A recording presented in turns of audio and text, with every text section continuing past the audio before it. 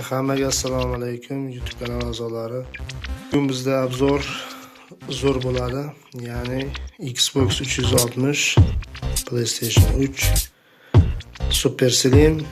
Bu ham Super Slim deyishadi, lekin unaqa emas. Xbox 360Y modeli.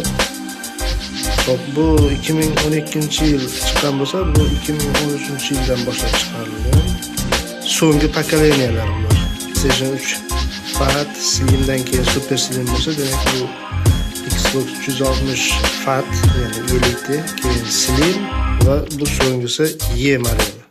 Super Slim desa ham bo'ladi. Bizda nima bo'lishi mumkin? Bu yerda hozir bularni farqlari bir-biridan qaysi biri zo'r, qaysi biri kuchli, hammani birma-bir to'xtalib obzorlarni qilib ketamiz. Videolarni ham xudo xolasa qo'yaman. Endi shu kamerada amallaymiz.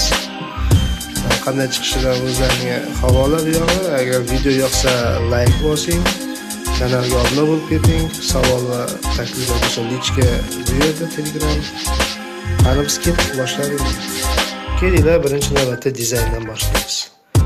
Bu yerda Xbox 360 ancha baquvvatroq ishlangan. Bu yerda demak, boshiga hard disk ketadi. Og'irligi ham og'ir.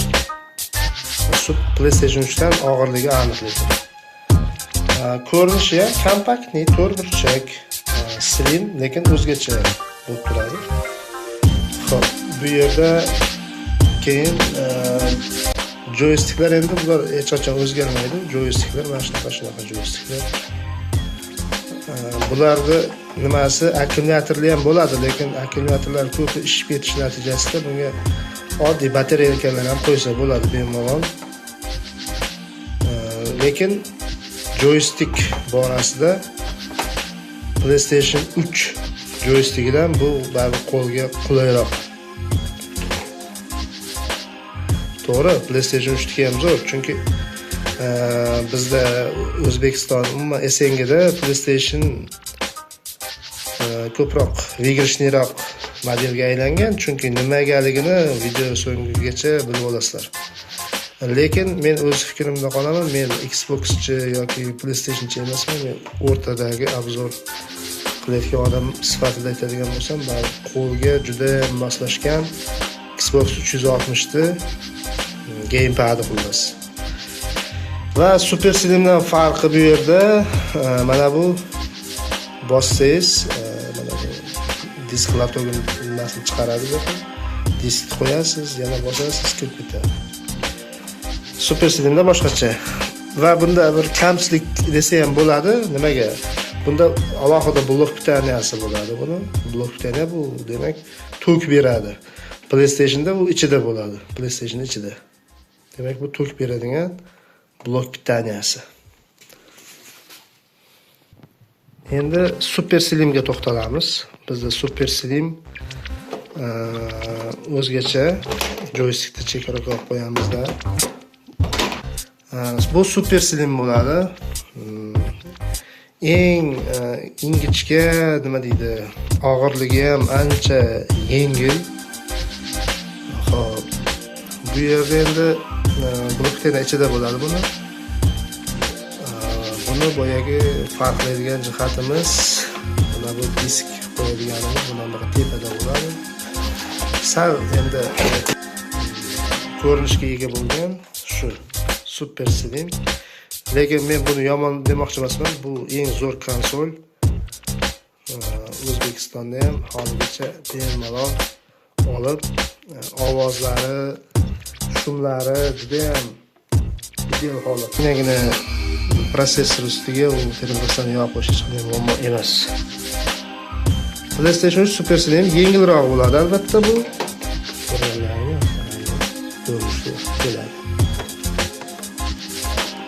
Xbox 360 dan ancha yengil.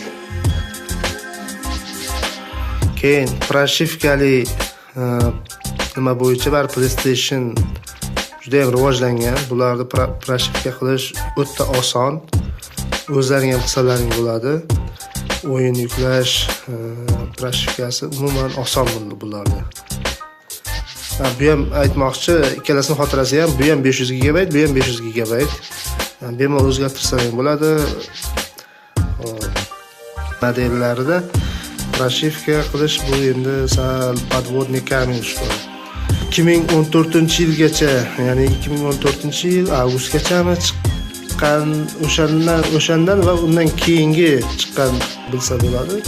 Ular pрошивка bo'lmaydi. Ya'ni 2013-yildan уже 2014-yil avgustgacha bo'lganlari o'sha pрошивка bo'ladigan korona degan korona platalimiz shunaqa bo'ladi. Xullas o'sha pрошивка bo'ladi. Lekin bularda pрошивкали 100% pрошивка qiladigan versiyalar baribir ham slim versiyasi zo'r bo'ladi. Endi birinchi elitasi ham zo'r, lekin elitalar уже o'chib qoladi. Nima deydi? Qizish juda kuchli ularda. O'shaning uchun slim va mana shu modelni faqat boya aytganimdek 2014-yil avgustgacha bo'lganlarini olsa bo'ladi bemalol pрошивка qilinishi uchun.